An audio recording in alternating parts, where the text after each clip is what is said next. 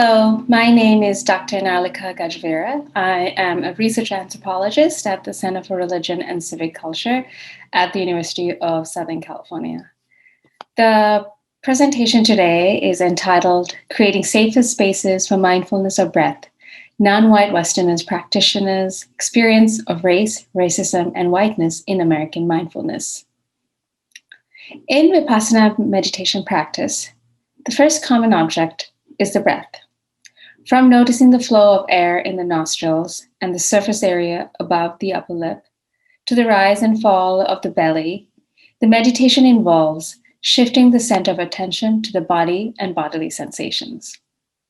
As any neophyte to meditation is quick to find out, a key part of awareness built through meditation is to acquire a particular attentiveness of the mind's embodied experience of the self. Through body scans, breath exercises, and mindfulness movements, a practitioner learns to be present.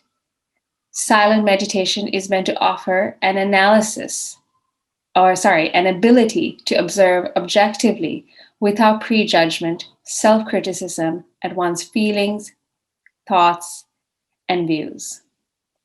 Indeed, in the now popular mindfulness movement in the West, the awareness cultivated through embodied practices such as Anapanasati meditation is described as an effective therapeutic practice for Western students who, as seasoned meditation teacher Philip Motteff says, are, quote, all too engaged in conceptualizations, close quote, whereas mindfulness focuses on the embodied self and brings attention to the visceral body rather than concepts and judgments about the body. A dual process of self-cultivation and self-knowledge, meditation on the breath promises the capacity to step back, to be somatically aware of oneself as an object in the world. Yet, as much as at first glance, mindfulness calls attention to the intimacies of one's breath in bodily silence, we also know that such self-cultivation practices, at least in the beginning, also depend on the physical proximity of silent others.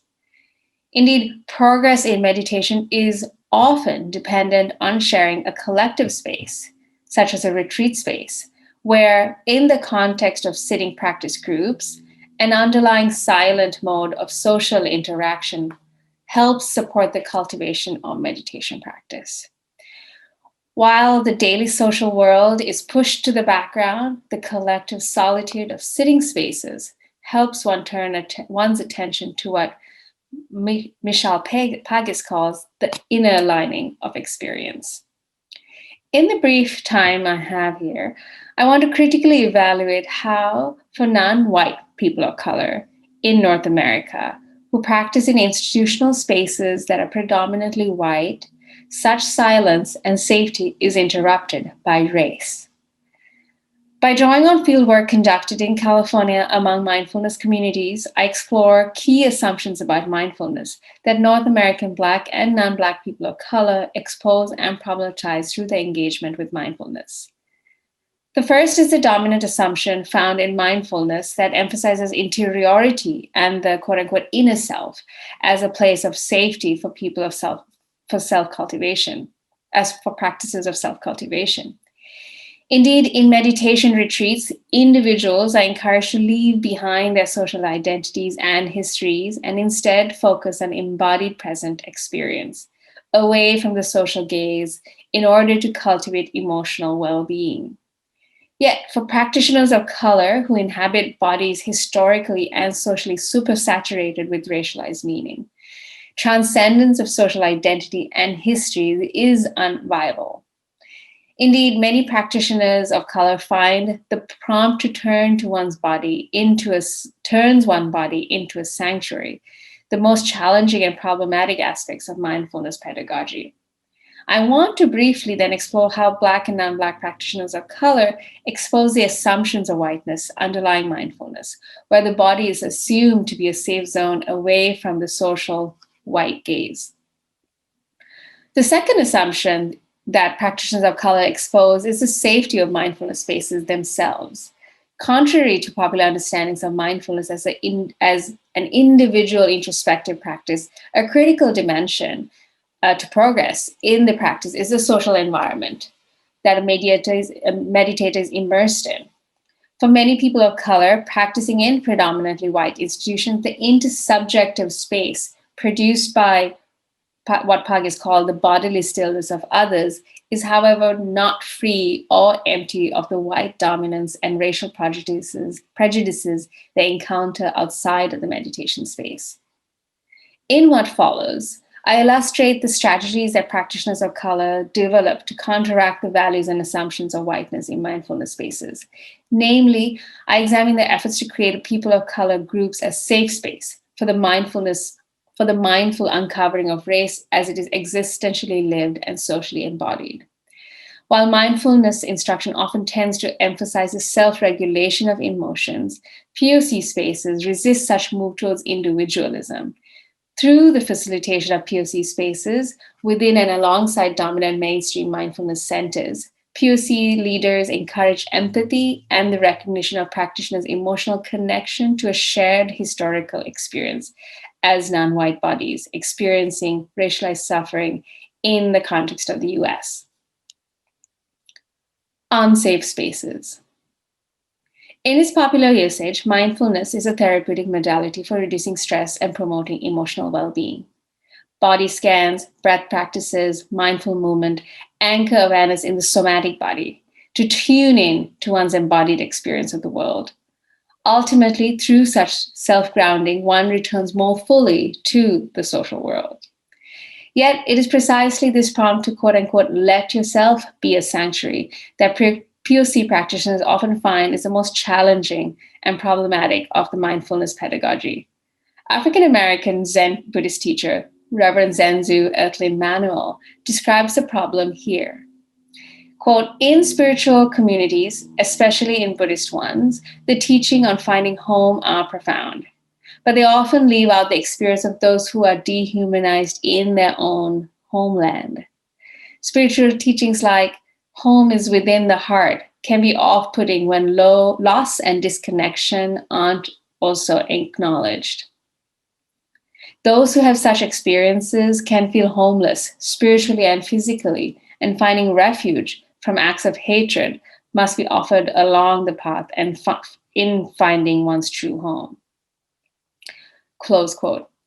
So meditation spaces have generally not offered people of color the space of refuge that Reverend Manuel finds necessary for self-discovery. North American meditation-based insight institutions such as Spirit Rock have until recently been almost exclusively white in composition. For example, Hayes et al. In 2019 showed even by 2014 at institutions at Insight Meditation Society in Massachusetts, the second most predominant location in America, approximately 84% of the participants identified as white or of European descent. The demographic composition of most insight groups are similar. In such a case, many practitioners of color have felt guarded and unable to completely relax in the space. Caleb, an African-American person in his mid-30s from the Washington, D.C. area, described their experience of racialized embodiment in the context of practicing meditation in white-dominant spaces in the following way. I noticed a lot of white people there. They didn't know how to engage with me. There was a lot of this hyper wanting to get to know me, this super excitement where it seemed a lot of code switching and just this over the top ways of communicating with me. Or there was a serious hesitation, a kind of fear. And, I could feel that. Caleb's feeling of being essentialized in the context of mindfulness space is what critical race studies scholars refer to when they describe Black bodies as supersaturated with meaning. That is George Yancey. His experience, that is Caleb's experience of, quote, white people not knowing how to engage with me, close quote, highlights how these encounters in this seemingly empty space of mindfulness are overdetermined by racialized embodiment. The non-white individual is objectified and exotified as the other by the white gaze. Moreover, even as Caleb described the teachings he received as very, quote-unquote, informative and pivotal, for his practice, he found that the resources that teachers drew on to connect with the teachings were disconnected from the reality that he experienced as a person of color. He explains, I could relate to some of it. Oh, I couldn't relate to some of it, a lot of it. It was relating to white culture.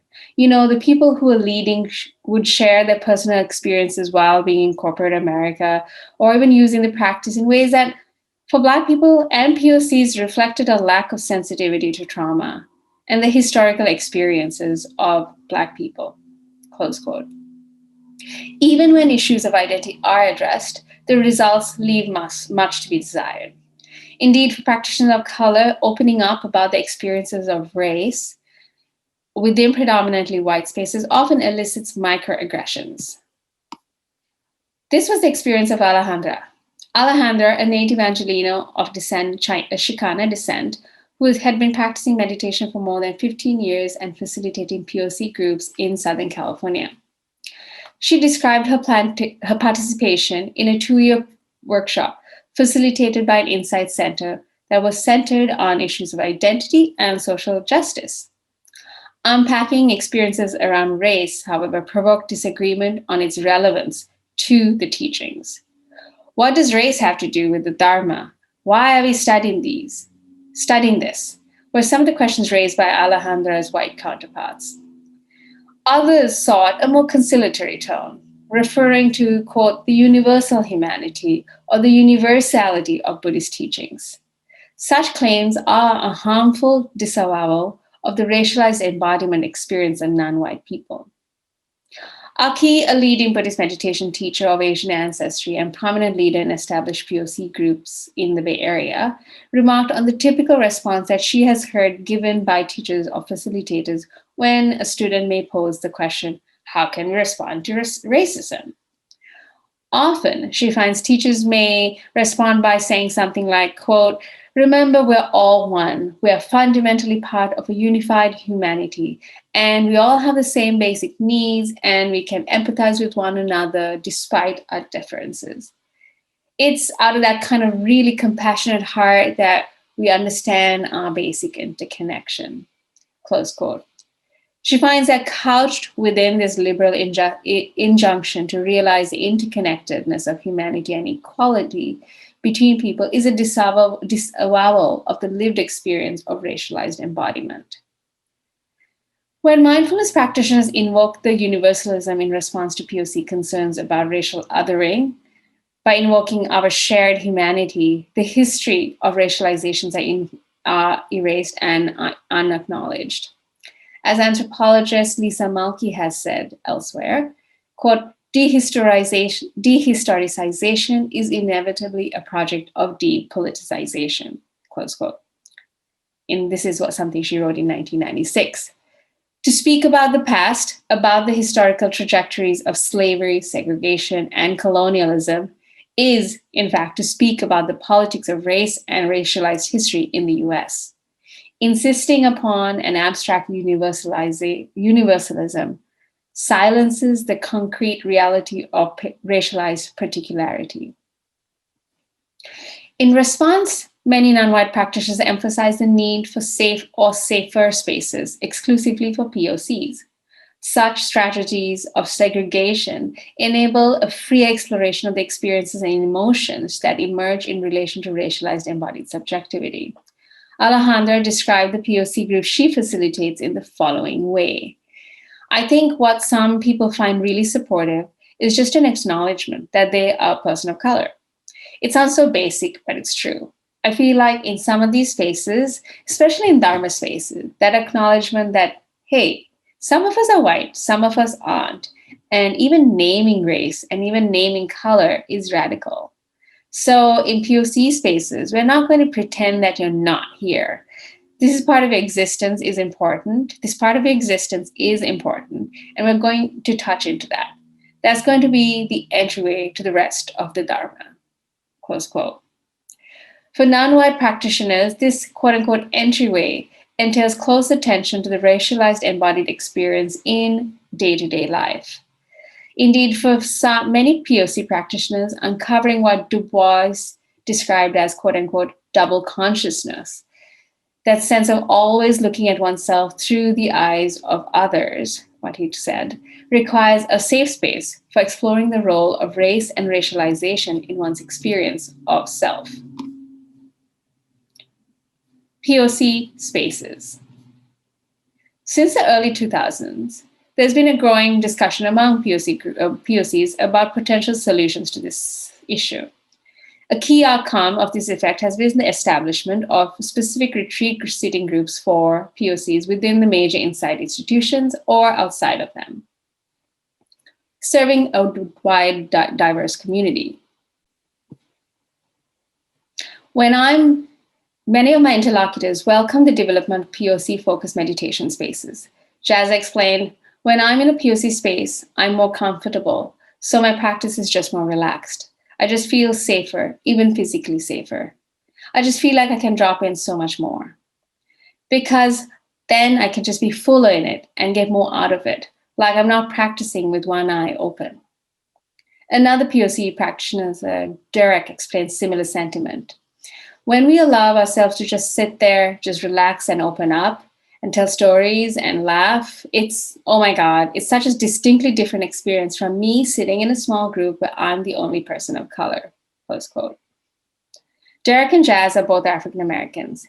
They both first encountered Buddhism through reading books on meditation and Dharma, which later inspired them to explore Buddhist practice spaces, first groups and traditions related to Shambhala and Thich Nhat Hanh training, and then later finding regular practice through courses and trainings at Spirit Rock and Inside LA. Although regularly attending and practicing in such spaces was impactful in the cultivation of their meditation practice and discipline, they each articulated feelings of discomfort when inhabiting what they described as predominantly white spaces. As Derek explained, quote, as people of color in that setting, we don't necessarily open up or practice in the same way because we're still needing to make this all palatable and comfortable for white people. In a sense, we're making sure that we take care of them, close quote. Jazz similarly explained, most of my introduction to Buddhist community has been in predominantly white spaces. I went to a predominantly white university and I went to a mostly white high school. So I'm familiar and comfortable, but I'm also guarded. I've had instances of saying things that people were offended by, or they needed to be taken care of after I said something which is just way too much, close quote. A key concern, therefore, involved the discomfort of inhabiting a dominant white space. It is a discomfort of being closed off, guarded, uneasy, buffered, or self-censored, where opening up about one's experience inhabiting a racialized body posing offense or discomfort for their white counterparts. More critically, being the cause of such discomfort resulted in having to interrupt their own interior labor of mindful self-cultivation and instead labor to ensure the comfort and care of others who are made uncomfortable by their presence.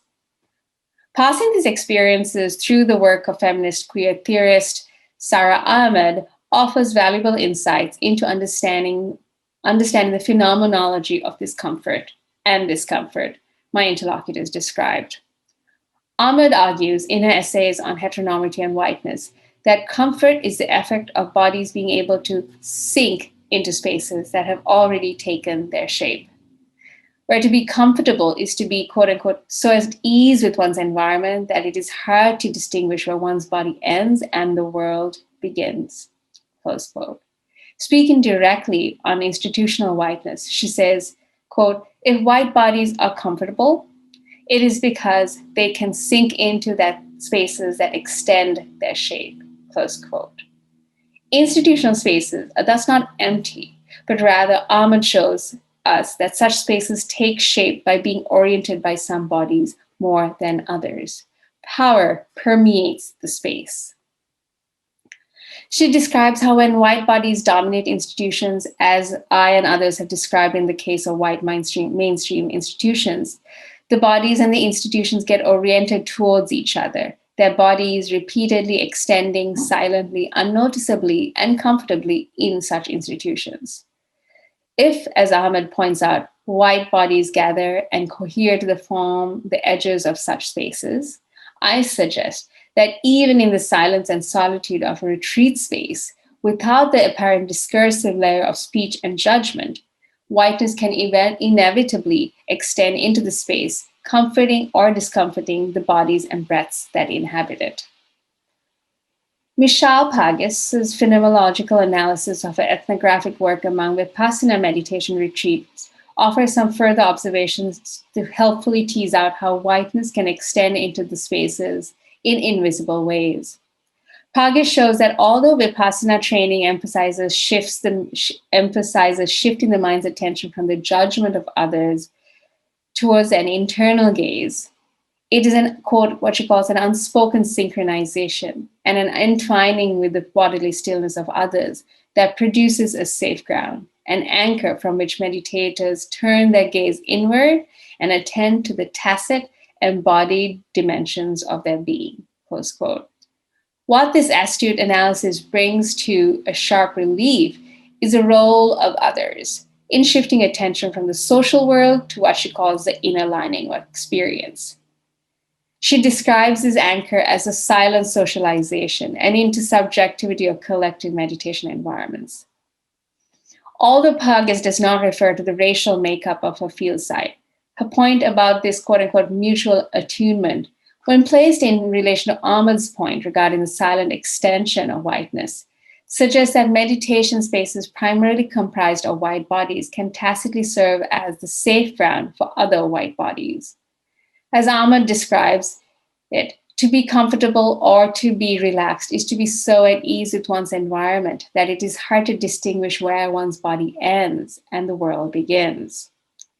It is this spaciousness that enables a turn inward to experience what Pagis calls the inner lining of experience.